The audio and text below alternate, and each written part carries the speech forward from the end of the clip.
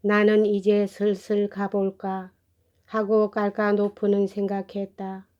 그리고 하늘빛 방을 나가며 문을 뒤로 닫아버렸다. 그러나 홀에서는 술자리가 여전히 계속되고 있었고 더 한층 떠들썩해진 것 같았다.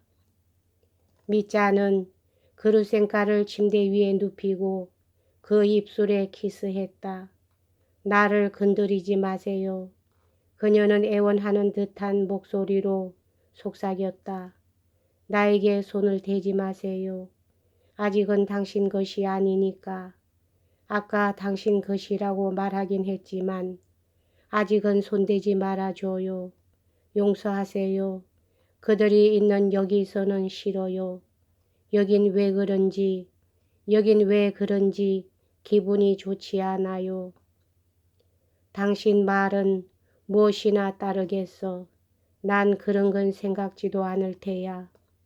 난 당신을 하느님처럼 숭배하고 있으니까. 하고 미자는 중얼거렸다. 아무렴 여기는 기분 나빠. 더러운 곳이야.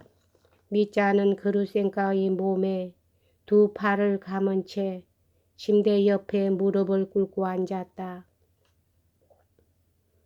난 당신이 야수 같은 데가 있긴 하지만 마음 많은 고결한 사람이라는 걸 알고 있어요. 그루생가는 무거워진 혀를 움직여 이렇게 말했다. 이런 일일수록 우린 떳떳하게 해야 해요. 앞으로는 언제나 떳떳하게 행동하기로 해요.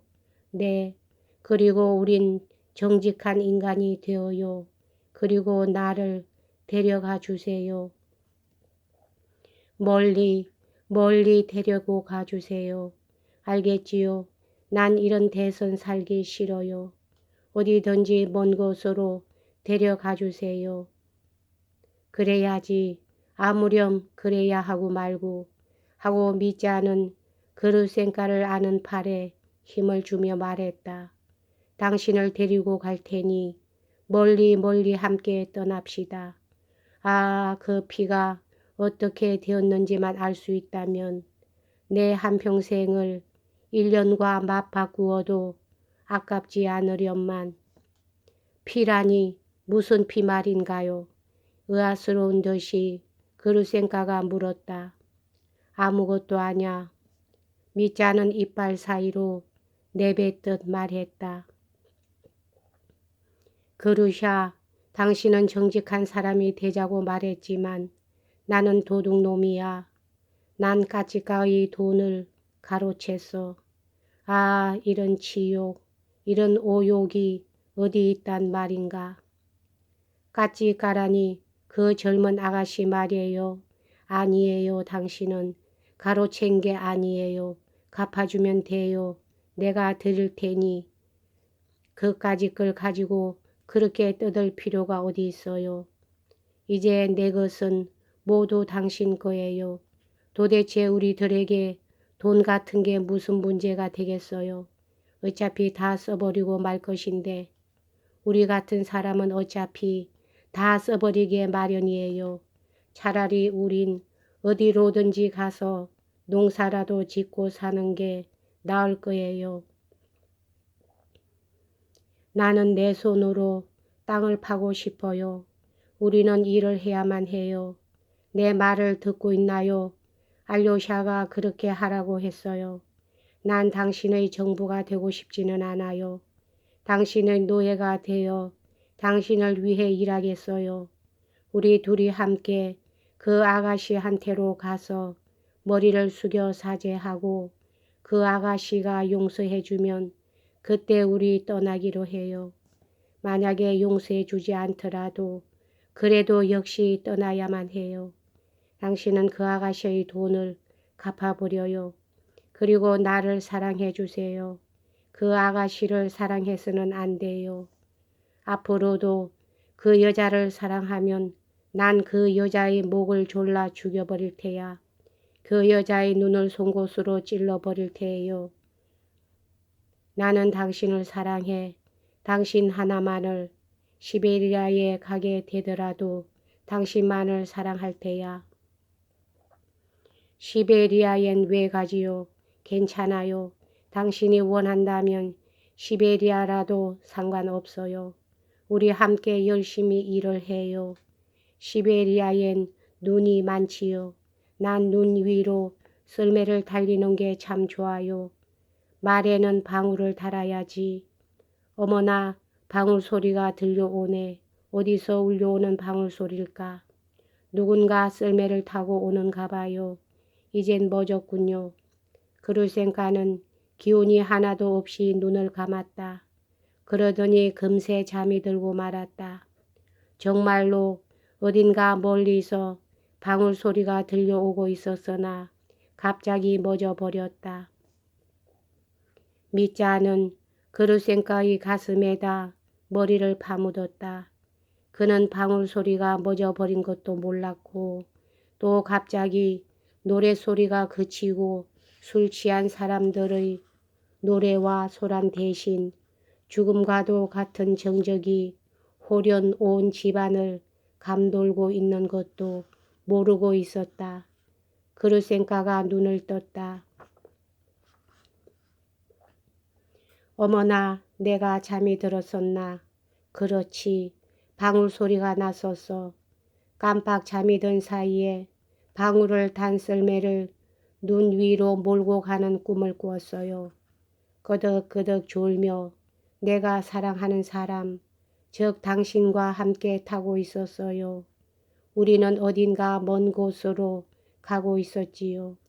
나는 당신을 꼭 끌어안고 바싹 다가앉아서 키스를 했어요. 추웠어요. 흰눈이 반짝거리고 달이 환한 밤에는 눈이 반짝거려요. 난 어쩐지 이 세상에 있는 것 같지가 않았어요. 그런데 눈을 떠보니 사랑하는 그 사람이 곁에 있지 않겠어요. 정말 행복해요. 난 쭉 당신 곁에 있었어. 미자는 그녀의 옷이며 가슴이며 손에 마구 키스를 하며 이렇게 중얼거렸다. 그러자 문득 그는 이상한 생각이 들었다. 다름이 아니라 그루센카는 열심히 앞쪽을 바라보고 있었던 것이다. 그것은 그의 얼굴을 바라보는 것이 아니라 그의 머리 너머를 꼼짝도 않고 응시하는 것 같이 보였던 것이다. 순간 그루센카의 얼굴에 놀라움이 거의 공포에 가까운 놀라운 표정이 떠올랐다. 미자, 저기서 우리를 바라보고 있는 게 누굴까요? 하고 그녀는 속삭였다. 미자는 뒤를 돌아보았다. 정말로 누군가가 휘장을 들치고 이쪽을 엿보고 있었다. 그것도 한 사람만이 아닌 것 같았다. 그는 벌떡 일어나서 빠른 걸음으로 그들을 향해 걸어갔다. 이리로, 이쪽으로 오시오. 나지막하면서도 강경하고 위압적인 어조로 누군가의 목소리가 말했다.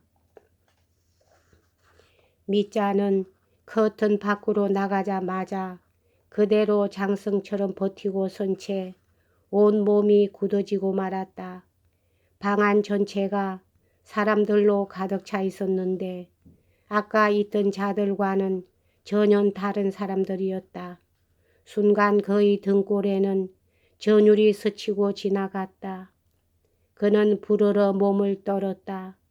순식간에 그는 거기 와 있는 사람들이 누군지를 알아보았던 것이다.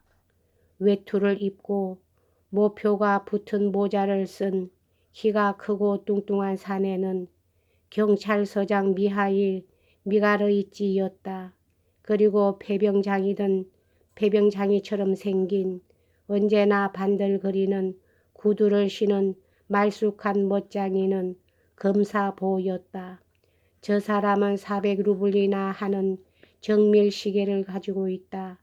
언젠가 내게 보여준 일이 있지 하고 미자는 생각했다. 그리고 또 키가 작고 안경을 쓴 젊은 사내는 얼마 전에 법률학교를 나와서 최근에 이 고장으로 부임해 온 예심 판사였다. 미자는 그의 이름을 잊었지만 그를 본 적이 있었으므로 잘 알고 있었다. 그 밖에 그와 잘 아는 사이인 경찰지서장 마버리끼치도 와 있었다. 그런데 도대체 무엇 때문에 저런 휘장을 단 친구들이 몰려온 것일까? 그들 이외에도 농부같이 보이는 사내가 둘, 그리고 문 안에는 깔까노프와 여관 주인 트리폰브림스이치가 서 있었다. 여러분, 무엇 때문에 이렇게 하고 미자는 말을 꺼냈으나 갑자기 제정신을 잃고 있는 힘을 다하여 소리 높이 외쳤다. 알겠습니다. 안경을 쓴 젊은 사람이 급히 앞으로 걸어 나와서 미자에게로 다가오더니 위험 있는 의조이긴 하나 약간 허둥지둥하며 입을 열었다. 우리는 당신에게 아무튼 이리로 와서 소파에 좀 앉으십시오. 꼭 당신의 설명을 들어야만 할 일이 있어서요. 그 늙은이에 관한 일이군요. 하고 미자는 미친 듯이 소리쳤다. 그 늙은이와 피 때문이지요. 알겠습니다. 그리고는 마치 발목을 잘리우기라도 한 것처럼 곁에 있는 안락의자에 쓰러지듯이 주저앉았다. 알겠느냐 말이야. 애비를 죽인 이 극악무도한 놈아. 내 늙은 애비의 피가 너를 부르고 있다. 늙은 경찰서장이 미자에게로 다가서며 벼랑간 어르렁거리듯 고함을 질렀다. 그는 제정신을 잃고 얼굴이 빨개가지고 온몸을 부들부들 떨고 있었다. 이러지 마십시오 하고 몸집이 작은 젊은 사내가 소리쳤다. 미하일 미카르이치, 그래서는 안 됩니다. 제발 나 혼자 말할 수 있게 해 주십시오. 당신이 그런 행동을 하실 줄은 정말 생각지 못했습니다. 그렇지만 이건 도저히 상식으론 생각할 수 없는 일이요. 여러분, 경찰서장은 여전히 큰 소리로 외쳤다. 저 꼬락서니를 좀 보십시오. 밤중에 술이 취해 저 엄탕한 계집과 함께 제 애비의 피가 묻은 손으로 이게 어디 제정신이라 할 수 있습니까? 미하일 마카르이치, 제발 부탁입니다. 제발 오늘만은 당신의 감정을 억제해 주실 수 없겠습니까? 검사보가 늙은 경찰서장에게 빠른 말로 속삭였다. 그렇지 않으면 나도 부득이 적절한 조치를 취할 수밖에. 그러나 몸집이 작은 예심 판사는 거의 말이 끝나기도 전에 미자를 향해 확고하고도 크다란 음성으로 엄숙하게 입을 열었다. 예비역 중위 까라마조프 씨, 나는 당신이 지난밤 일어난 당신의 부친 표도로 파블로비치 까라마조프 살해 사건의 하수인으로 지목되고 있음을 통보하는 바입니다. 그는 또 뭐라고 몇 마디 덧붙였다. 그리고 검사보 역시 무슨 말을 한 것 같았으나 미자는 그들의 말을 듣고 있으면서도 무슨 뜻인지 통 알아듣지를 못했다. 다만 그는 사나운 눈초리로 일동을 둘러보고 있을 뿐이었다. 여기까지 하겠습니다.